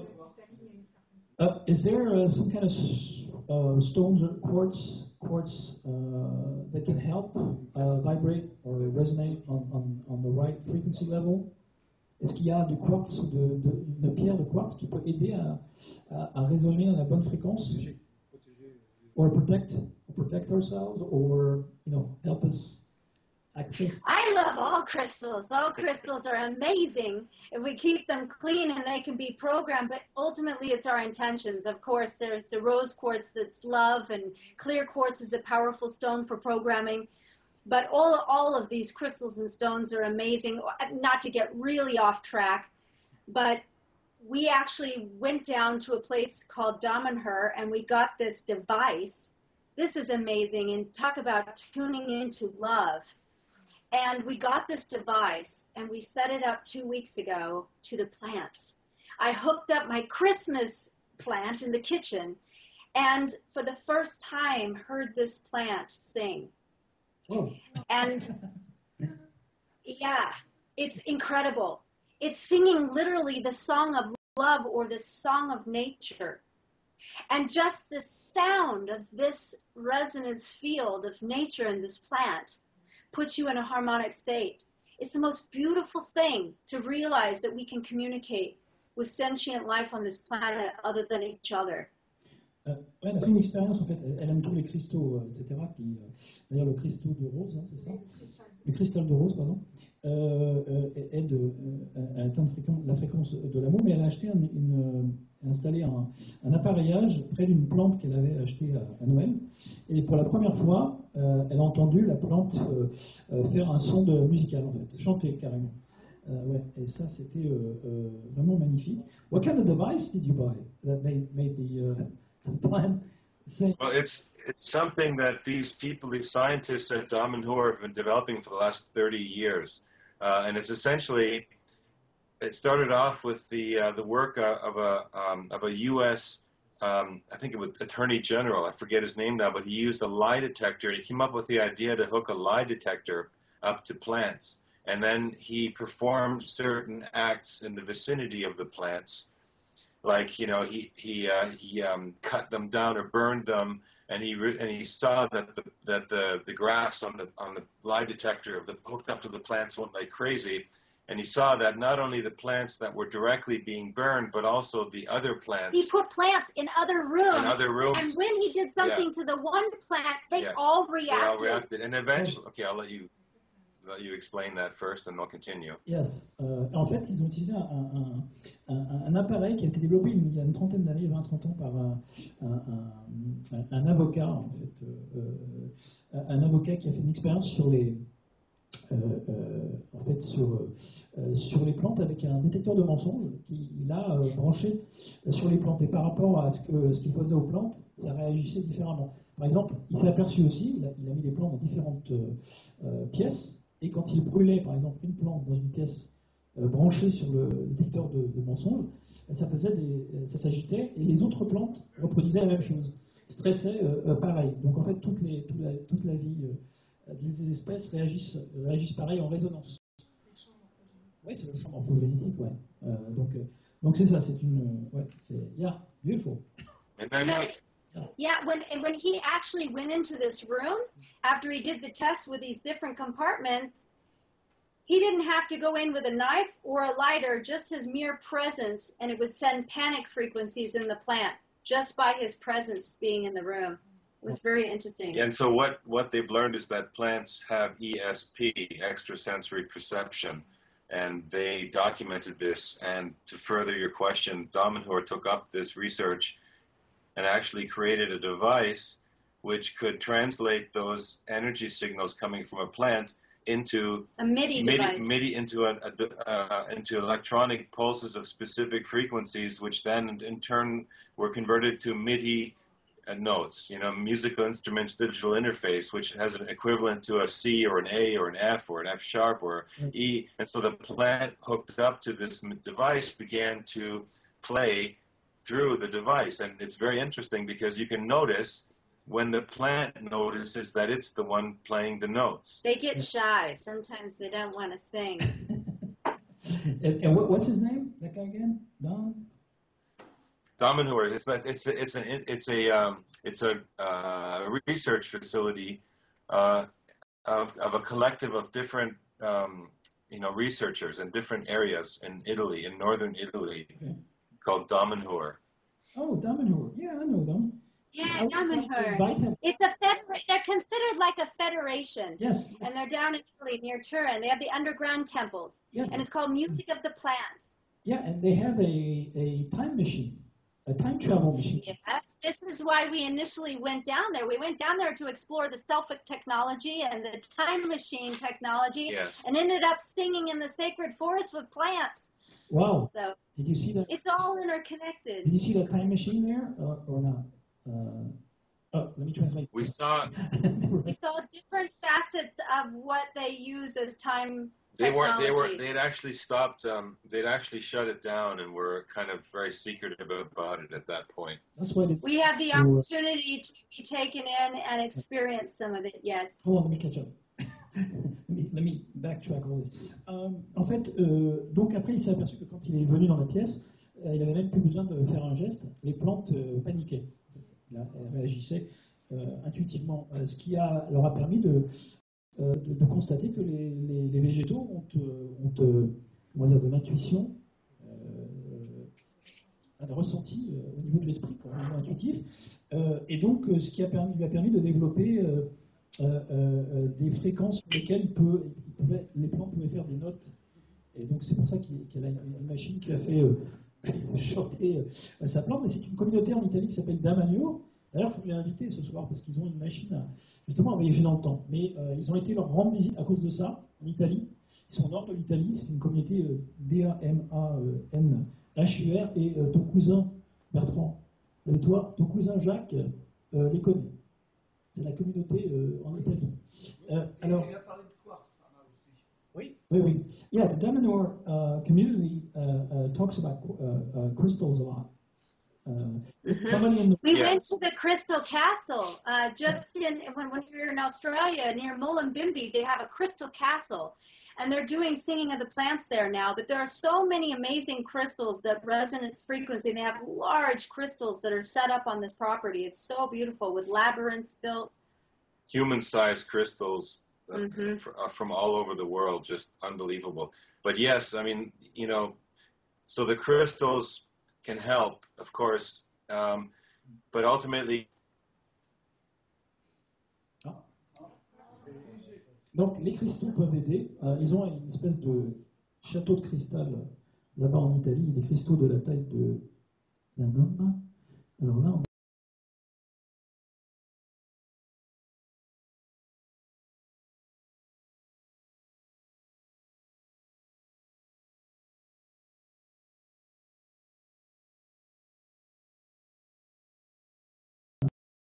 visite en Italie et ils ont gardé ça plutôt secret. C'est ce qu'ils ont dit.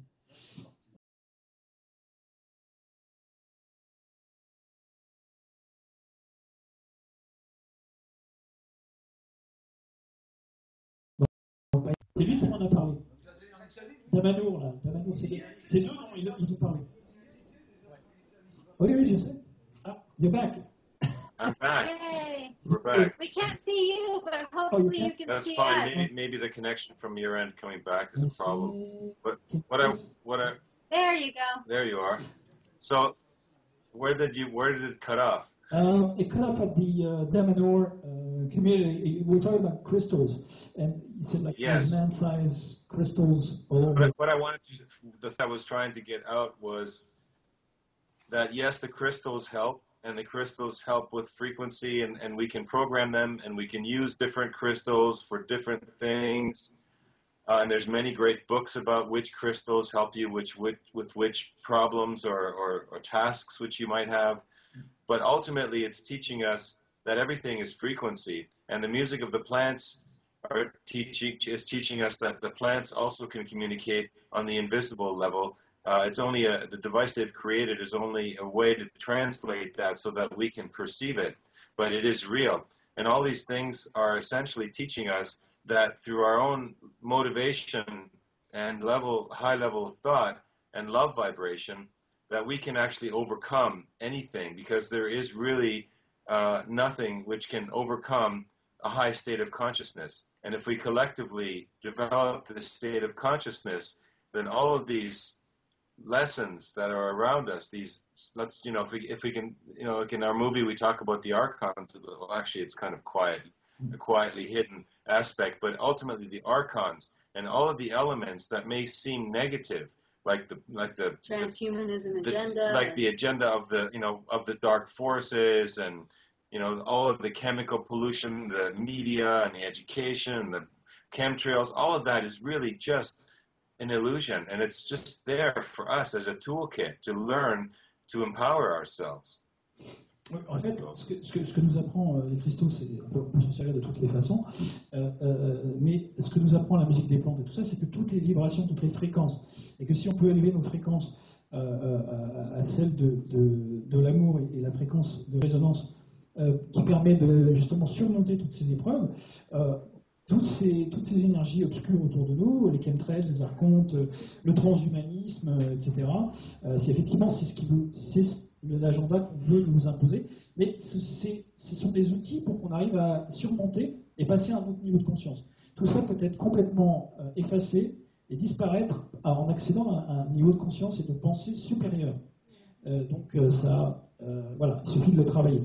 It's not that easy to do, but you think we can reprogram or build a new grid, Earth grid, because the current grid seems to have been hacked. Yeah, I mean, it's difficult, as you say, but I mean, we're doing it. We're already doing it. So it's like, it may be difficult, but, I mean, and who knows what the outcome will be. And perhaps if you look back into history and see the rise and fall of many legendary civilizations, Mu and Lemuria and Atlantis, and maybe we're just the most recent version of another attempt to place incredible, lessons before us. All these things that we're confronted with that challenge us as beings are really there as a big test for us to rise. And so what's important is that, fear is what blocks and love is what opens, right? It seems like a cliche, but it is really that simple. It's just hard to hold the energy because we're surrounded by so many unconscious people, so that we have to, do things. Maybe it's these groups like you have here that you meet every once in a while and you can remember each other and you can remember who you really are and what you're here for, and that will amplify. And hopefully, it'll work. Yeah, and we're working on that. We're building a collective consciousness to make this world a better place. We gather every month, actually. En fait, ce qu'il voulait dire, c'est que, effectivement, même cette espèce de grille planétaire, tout ce qui nous paraît obscur, c'est un test, c'est un défi. On ne sait pas ce qui va se passer demain. Est-ce qu'on est comme une des civilisations qui s'est élevée, a disparu comme dans le passé, comme la Noory, comme Atlantide, comme il a cité une autre Mu aussi. Et donc, c'est la librairie. Est-ce qu'on va s'écrouler? Est-ce qu'on va apprendre? Est-ce que le transhumanisme va triompher? En tout cas, on est à une période de test, une période critique, de basculement. On ne sait pas comment ça va être. C'est un défi, en fait, pour notre conscience, pour nous aider à nous élever, en fait. Donc, c'est à nous des groupes comme le nôtre, par exemple, qui se réunissent pour parler de tout ça, même si on est entouré de plein de gens inconscients et complètement à côté de ce qui se passe et sous hypnose et bien parasités, qui n'ont pas envie de voir ce qui se passe vraiment, eh bien c'est nous qui pourrons collectivement, même à notre petit niveau, changer le destin de la planète. C'est la vibration. Oh, oui, la vibration. La vibration de la Terre. Ouais. Yeah, you talked about this in Solar Revolution. The frequency shift, the frequency rising, coming from the sun and the center of the galaxy. Yes. So I guess it's still going, right? Well, we have help.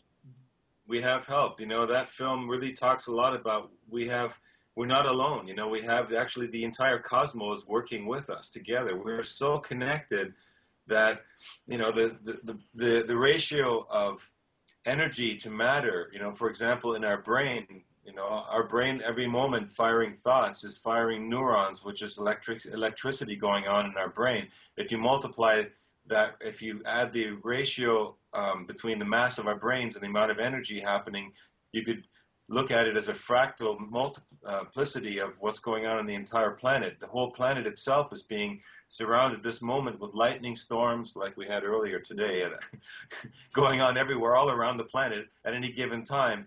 And that same ratio exists like kind of like a universal formula all throughout the entire universe in a fractal sense.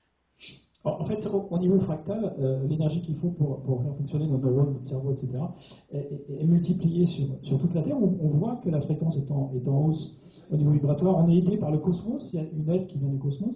On voit comme les orages qui les ont accueillis quand ils de retour en Allemagne, avec tout ça, donc des orages énormes aux quatre coins de la planète. On voit qu'il y a une hausse vibratoire et que effectivement, comme il avait dit plus tôt, d'un côté ça paraît un peu cliché, mais d'un côté il y a la peur comme un blocage, ça représente un blocage, et l'amour qui représente une clé un outil pour avancer en fait et dépasser tous ces blocages de peur, parce qu'on est entouré par la peur en fait.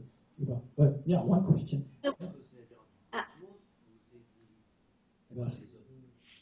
Non, c'est l'Anicosmos. On a de l'aide. The question was, is it all this energy boost coming from the cosmos, or does it come from us? Est-ce que ce boost d'énergie, ça vient du cosmos? It's a co-collaborative state, as above, so below, and the cosmos literally is within us. And so it's an ebb and flow with us in the universe, and I should say multiverse. What's so great about Solar Revolution is it talks about how this change and these particle effects and what's happening with the electromagnetic field in our entire galaxy and the multiverse is affecting everyone. And this is a big deal because I think with many religions and many modalities, we tend to be not only judging of others, but very judgmental of ourselves. When in fact, these changes are going to affect every single person. The difference is the physical state that you're in, the spiritual state that you're in, the frequency and resonance state that you're in, is the type of, let's say, glasses you'll be wearing, the way that you'll perceive the new realities. And that's really what it's about. So it's not about judgment that this person is this and that person is that and this person's worthy and this person is not. It's that everyone's going through this change. And it's about our perception, given the frequency we have. C'est un changement de notre perception, de la façon dont on voit les choses. C'est à la fois collaboratif avec le cosmos et à l'intérieur de nous-mêmes. Le cosmos, il est en nous, en fait. Donc on est au centre de... Par là, mais toujours cette métaconscience. Oui, c'est la métaconscience. But yeah, it's meta consciousness we're connected to, anyway. Right? Mm-hmm. This is it. And the rose-colored glasses. Yes, we have to change our glasses. Sinon, c'est vrai que les religions tendent à juger telle ou telle personne qui n'est pas comme nous, etc., comme tous les autres dogmes. Et c'est pas du tout comme ça qu'on va progresser. En fait, il faut mettre de nouvelles lunettes et percevoir le monde autrement, et donc de façon collaborative Non, bah non, ARP, c'était pour diminuer. J'avais une question. J'avais une question. J'ai là une intime conviction qu'il y a un pourcentage des ovnis qu'on voit, ce serait éventuellement des humains du futur. Qui auraient évolué sur des milliers d'années et qui auraient changé physiquement d'apparence. Et qui viendraient du futur. Attends, une petite seconde. Il y a une partie. J'ai perdu une grille. Il y a une partie, je dirais 10% des ovnis qui seraient des êtres humains du futur. Et j'ai fait quelques enquêtes et puis c'est ce que je ressens, c'est un petit peu. Mais il y a une.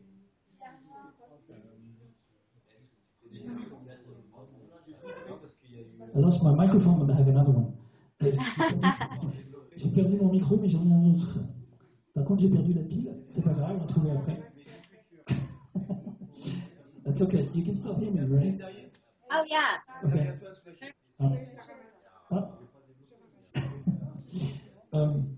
So, the question was... Alors, ta question, c'était quoi? C'était que les ovnis viennent du futur, c'est ça? Ah. Oh. One of the questions was, are some of the UFOs coming from our future? Ah, merci. Are some of the what? UFOs issued from our future. Absolutely. Yes. Absolutely. You've got extraterrestrials, interdimensionals, time travelers, and the like. This is a very interesting place in our evolution as a species, and it's attracted a lot of interest from a lot of different perspectives, not only from those who are from other locations in the universe, but from those who are at other times in the universe. C'est une vraie possibilité, c'est une bonne question, parce que on est à un moment, un endroit charnière, clé en tout cas de croisement d'univers et de potentialité de réalité en ce moment, et il y a plein de réalités qui viennent nous rendre visite, que ce soit du futur ou d'autres dimensions en ce moment. I could expand on that a little bit. We had an interesting discussion at Nexus late one night, and some of the people that were there were telling us that they've had the strangest feeling that they've been hearing about historical events like the death of Nelson Mandela, and some of them can't even remember that he actually died. They don't actually, in their world, have a recollection of Nelson Mandela. It's called the Mandela effect. They actually have a word for it. So it seems that for certain individuals, the historical time picture is beginning to shift and beginning to crack and bleed over into other dimensions, and it's very interesting. I'll go more into it if you want. Something will be there in a book, in a movie, and then they'll go back and it won't be there anymore. If things are appearing and disappearing in this timeline. I had the same story happening to me, and I noticed it. So, I'm pretty sure that I was. You'll have to tell us your story. Yes. Ce qu'ils ont pu voir au congrès Nexus là, en Australie, c'est qu'il y a des gens, ils appellent ça l'effet Mandela. Il y a des changements sur la ligne de temps historique des événements qui n'ont jamais entendu parler, des gens qui ne savaient même pas que Mandela était mort, par exemple, et qui vivent dans cette réalité-ci. Donc, c'est ce qui leur fait dire, avec cet effet Mandela, ça a été baptisé comme ça, parce qu'ils ont parlé de cet événement-là, mais il y en a d'autres aussi, on vit sur une ligne de temps où certains faits historiques ont été gommés complètement. Moi, il m'est arrivé un peu la même chose, mais je vais vous raconter après. Yeah, my story. Okay, I'm going to tell my story first and I'll let you know. Moi, je raconte des fois en interview qu'une fois à la radio, j'étais en voiture et j'ai entendu un même fait divers, mais qui s'est passé de façon totalement différente dans la même semaine. Et c'est ça qui m'a fait dire, c'est comme si on m'avait montré qu'on peut changer quelque chose sur notre ligne de temps. Là, c'est comme si on m'avait dit, tiens, on met ça devant... Et c'est pas la même chose qu'il y a 2 jours. Et je ne sais plus quel fait divers, mais ça m'a tellement surpris que je m'en souviens que c'était réel. Yeah, it was just an event, like a news about some happening or something like that I heard about on the radio, and 2 days later, the story was totally different. It just struck me. I don't remember exactly what the event or the happening was or the news was, but I remember that it was totally different. Like something had been changed totally from 2 days prior. So that's in the back of my mind when you talked about the Mandela effect. Donc c'est ça qui m'est revenu quand vous avez parlé de l'effet Mandela. C'est un peu le changement, et ça que you twist or tweak some things or delete things on our timeline or historical timeline. Well, and you'll see stories and even shows that have been created around what's considered like the Bible code, or things that have been embedded into movies or subliminal messaging that will result in an event later on. And then it becomes which came first, the chicken or the egg. So it's really interesting. Yeah, this coding. And it's also another interesting story that maybe we could add in here pertaining again to time, since that seems to be a sort of a core subject in this evening, is that we learned about a halogen, can't even speak anymore, hadron collider. Hadron collider. A hadron collider in South Africa, which we didn't know about existed, but is actually even much larger than the one in Switzerland. It's Stargate technology. And what they are doing is actually they're using this not to accelerate particles, smash them together, and see if they can figure out how the universe was created or how long ago the universe was created, but they're actually using it to open bubbles and portals like into other timelines. Like you mentioning the show Fringe, how they actually do that in the show Fringe. Well, this is actually really going on, and we learned about an actual event that took place where. Oh yeah, I'll let you. Alors je commence par ce qu'elle a dit déjà, si j'ai une bonne mémoire, parce que j'ai pas tout noté, je suis dans le noir. Donc elle disait qu'effectivement il y a des codes qui sont imprimés, par exemple sur le code de la Bible. Dont on a parlé il n'y a pas longtemps dans les documentaires, etc. Il y a des codes qui sont imprimés, exposés dans les actualités de tous les jours, ou alors dans les films, dans certains films, pour nous divulguer les choses. Et donc, lui a dit qu'il ne savait pas qu'il y avait... il a appris, en tout cas à ce congrès en Australie, qu'en Afrique du Sud, il y avait un énorme collisionneur de hadrons, plus grand que celui de Suisse, en Afrique du Sud, qui a été construit pour travailler, ouvrir des trous de verre, des portails interdimensionnels, etc. Et ça, ils en ont parlé pour la Suisse, mais ils n'en ont pas parlé pour l'Afrique du Sud. Donc, ils essaient d'ouvrir des portes vers... mais c'est vraiment en train d'arriver en ce moment. But this technology is not made for the benevolent ones. C'est pas fait pour les bienveillants, cette technologie en Afrique du Sud, in South Africa. In South Africa, exactly. And the RAND Corporation is running it, and there's a scientist that was talking about it and had leaked out a story about what had happened. And what had happened recently is they actually made contact with an entity in another dimension, and for a long enough period of time of interaction that they were able to send through 200 questions and have them answered. And one of the things that this entity told them was that there was another reality which was very, very similar to our reality, another Earth in a sense, and they were both traveling on two parallel mirror Earth. They were traveling on, but they were starting to warp into each other, and that there's going to be a time very soon, if not already happening, where they were going to overlap. And for a period of time, they were going to be blending both of these dimensions together. It's like a parallel mirror world, and they'll blend over and overlap. And then they will split again. And in this time period, in this brief envelope of time, there'll be an amazing interaction. Would it be good or bad, or is it going to be low astral type of dimension? Or we don't know. Donc en fait, ce scientifique a dit que c'était la RAND Corporation, celle qui finance aussi les mercenaires en Afrique et au Proche-Orient, qui avait pris ce projet en main. Et donc ce scientifique...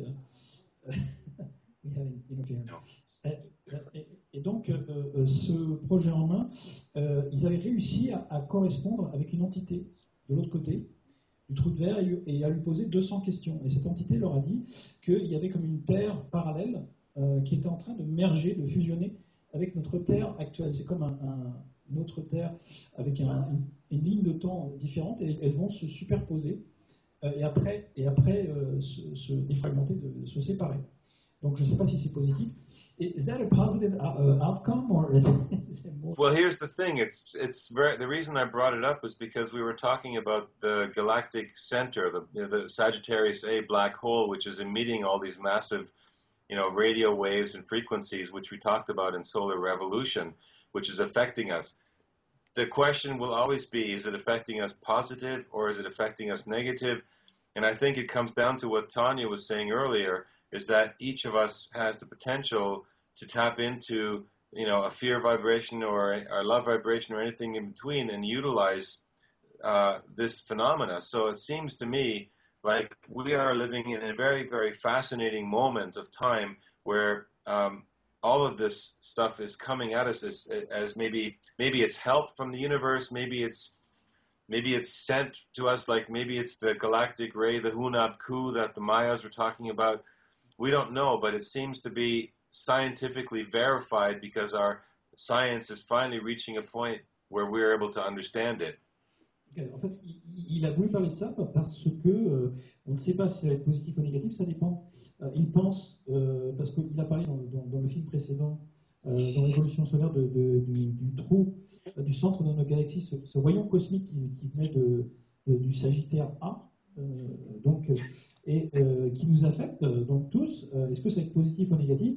En tout cas, c'est prouvé mathématiquement, scientifiquement, on le sait aujourd'hui, on vit une époque très très bousculée, en tout cas, oui, presque, ouais, bousculée. Et donc, ça dépend sur quelle vibration on va se placer. Si c'est sur s'aligner, donc est-ce que ça va être sur la peur, est-ce que ça va être sur l'amour? Donc tout dépendra de quelle vibration sur laquelle on va s'aligner et donc se ranger. Donc c'est la responsabilité de chacun. Mais do you think it's possible that we part ways? I mean, like there's two Earths and two types of humans. Maybe there's more than two, but this big gap, and one is going to live on this one Earth and the other one on a different Earth, a parallel Earth. Est-ce qu'il y a une possibilité qu'il y a deux humanités distincts qui vivent sur une terre et l'autre parallèle? I believe. It's like the train tracks. I believe it's pretty much like you say. I think we actually are going to split ways. There's going to be a new timeline emerging that will become stronger and stronger, populated by like-minded individuals that will begin to move away from some of the more negatively charged and denser constructs that we've had around us and leave those ones to float off in another direction, kind of like this train analogy that we're all on the train tracks leaving Central Station. All the train tracks are beside each other, but slowly they begin to split and go to their own destinations. And for a long time, we can see the other passengers on the other trains still, but sooner or later they vanish from sight, and unbeknownst to us, we won't even notice it. We will suddenly be in this other timeline. So we all get a ride on the train together. We are on the same train as you guys. Yeah, for sure. Et donc c'est un peu comme un train qui part d'une station centrale et les voies partent de différents côtés et on voit encore les gens un peu plus longtemps sur la même voie, sur le même train, mais à un moment donné ils disparaissent. C'est possible qu'on aille chacun par rapport à sa résonance sur la voie, en tout cas du train qui nous correspond. Donc on espère être sur le même train qu'eux. Marc, we lost your video. Oh, we did. Okay, let me click on it. All right, there we go. We're back. Yay! One last question over here. Est-ce qu'il y a une question dans la salle? Une dernière question? Oui.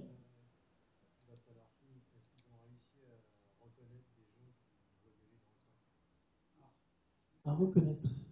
Pour les détecter. Voilà, pour les détecter. Pour les rencontrer. Est-ce qu'ils sont sûrs d'avoir rencontré? Ils n'ont pas encore vu. Oui, excusez-moi, on pas encore vu. Ah, eux, dans la vie. Oui, qui venaient du futur, par exemple? Ah oui. Ok. Donc, est-ce que vous avez rencontré des gens qui venaient du passé ou du futur? Yourself, yourselves, have you met somebody that came from another timeline, personally? Yes. Oh, you have? Okay. Oui, pourrait. Where from? D'où? Des photos, John Travolta aussi, Johnny Depp aussi. Yes, go ahead. Where did it come from, or where did they come from? I did not have a very long dialogue with this individual. He approached me in New York City, a complete stranger off the street. Mm-hmm. I was with a couple other high-profile individuals, which I will not disclose, only just because I have never vocalized this before in public. I was given something that was later validated. So it was proof to me that these other timelines exist. You were given an object, you mean, or an influence? I was given an object. Okay. Elle était en train de se promener à New York City avec deux personnes très connues, donc qu'elle ne va pas citer parce qu'elle n'a jamais raconté ça en public. Il l'a approché, il lui a donné un objet qui, après, oui, à elle uniquement, elle a validé que l'objet, en tout cas, correspond à quelque chose, et ça lui a confirmé qu'il venait d'une autre ligne de temps. Donc elle, oui, elle a fait cette rencontre-là. Ouais. Wow. So where do you keep it now? Où est-ce que vous le gardez? In a very private place. To be honest, I actually put it away because I didn't want to focus on it. It was something that is there for a reason. Since then, I've had a few things aligned to what I discovered with this.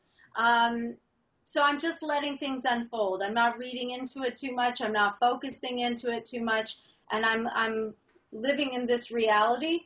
And it's interesting to see certain synchronicities now with this object and with this encounter. What is the most intriguing is the individual who I had this encounter with has been in every one of our films, and I think is largely a part of what's going to be happening on this planet with the coming times and the coming changes. And I think this has something to do with it. Okay, so it's been featured in all your movies. It's been featured in every one of our films. Okay. Et en fait, cet être, cette entité, cet individu est apparu dans chacun de leurs films. Donc, il faudrait que je les revoie tous et voir qui c'était. Et elle garde cet objet en fait à part, mais elle n'essaie de pas trop se focaliser dessus. Ouais. Et donc, elle veut vivre cette réalité, cette ligne de temps, et elle va voir ce qui se passe après. Mais bon, c'est assez étrange quand même. In all your movies, you said it was featured. Okay, he was featured as a extraterrestrial? Let's just say that he participated in some way in all of our films. But it's whether he was featured or participated. And it's interesting because this directly aligns with the coming changes. Even if they're apocalyptic type changes, I think there's nothing to fear. I just think that our future selves are trying to make us aware, not warn us necessarily, just bring an awareness to us that changes are coming, and changes are coming. Et en fait, il est apparu, mais dans tous ses projets, mais un petit peu comme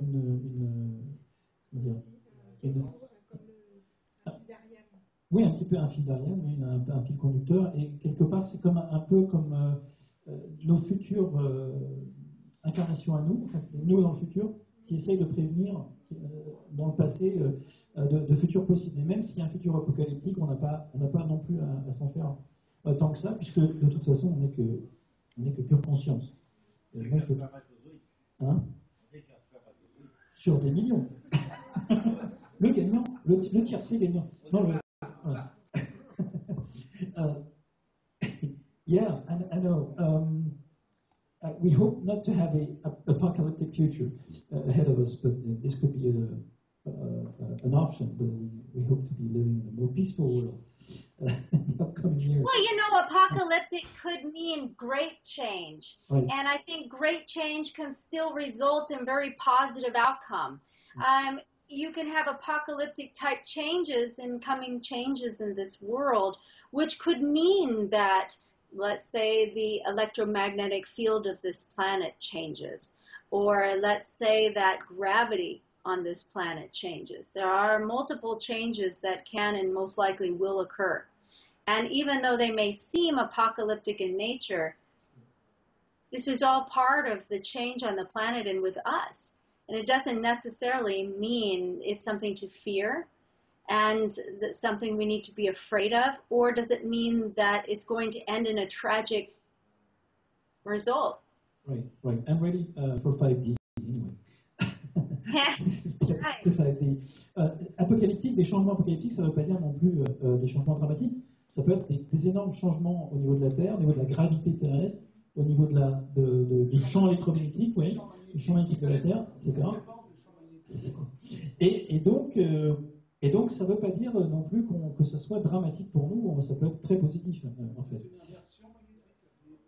Une inversion des pôles, ouais. Yeah, what do you think about this pole inversion story?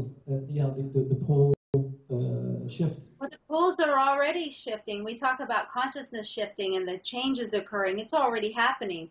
And as we know, the magnetic north is already moving so quickly. Even aviation is having to redirect their navigational routes because it's moving so rapidly. It's already occurring, but this is all connected to the change in our gravitational field. This is all connected to the change in our electromagnetic field. C'est déjà en train de se passer, hein, le changement du pôle magnétique du pôle nord. D'ailleurs, les pilotes sont en train de modifier leur parcours par rapport au pôle magnétique terrestre et l'orientation. C'est en train de changer rapidement. Yes. C'est le champ magnétique terrestre qui change. So good news, basically. C'est des bonnes nouvelles. You know what? We won the lottery tickets to be here, all of us. We really did. We have like the front seat tickets to the biggest cosmic concert of the galaxy. This is amazing for us to be here. We won the lottery tickets to be there. Each and every one of us chose to be here. Each and every one of us are so fortunate to be here at this time. On a tous gagné le ticket gagnant de loterie, le gros lot en fait. Aujourd'hui, pour être ici, on est en train d'assister à un concert cosmique magnifique et galactique. On est tous au premier rang. En fait, elle est contente d'être ici, sur Terre en ce moment parce que c'est en train de changer de façon extraordinaire. Yeah, we love to be here with you guys too. On this planet. What's your next project before we let you go? Quel est votre prochain projet? Your upcoming project? We haven't made a decision yet.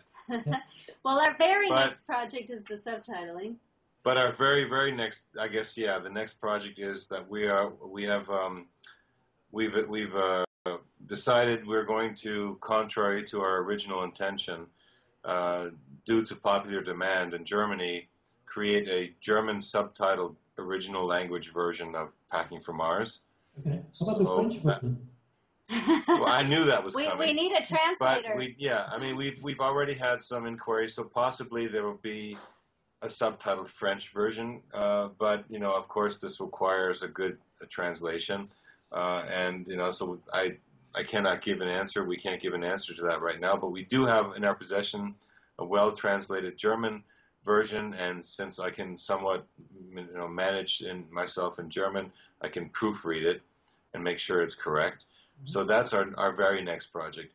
Other than that, we have we've got many great discussions going on with people like Klaus Donna for a continuation of the Chronicles series, and we're constantly approached by, of course, and we have our own projects which we'd like to realize, but they're still top secret, and it takes so much energy, time, and effort to create a film of the level of Solar Revolution or Packing for Mars that we're somewhat exhausted because we've created four in the last 5 years. We've created 4 feature-length, documentaries and 30 television shows. Busy. And Tonia's worked on several Hollywood productions, and I've worked on other productions at the Red Bull Media House. So we're just trying to just see where it goes. Alors pour l'instant, ils n'ont pas encore décidé, mais ils travaillent sur la traduction, en tout cas en allemand, de Packing for Mars. Je leur ai demandé quand est-ce que la traduction en français sera disponible. Et il me dit qu'ils cherchent un traducteur, un bon entendeur. Et donc en fait, ils sont complètement fatigués parce que lui, ils ont fait réaliser en fait ce documentaire, celui d'avant, et lui, ensemble 30 épisodes d'une série télé-documentaire. Et puis, lui et Tonia participent à plusieurs projets hollywoodiens. Donc ils sont un petit peu fatigués, je leur ai dit qu'ils avaient besoin de vacances. Hein, un petit peu. And yeah, and we won't keep you guys too much longer because you need to rest after this big trip. Vous avez besoin de vous ce voyage de retour d'Australie, là, 33 heures debout, c'est un record. You know what, Marc? We actually scheduled our flight to come back early just so we could talk to you because we really wanted to be there for you and the group. We love what you're doing. We love that you gather every month. It means a lot to us. And we knew that it was a bit sketchy if we tried to do this from Australia. So we actually came back early just so we could have tonight. So thank you. I feel really, really honored and flattered that you came back for us here. And we're going to give you a big round of applause. On va les applaudir. Ils sont venus exprès pour nous de retour.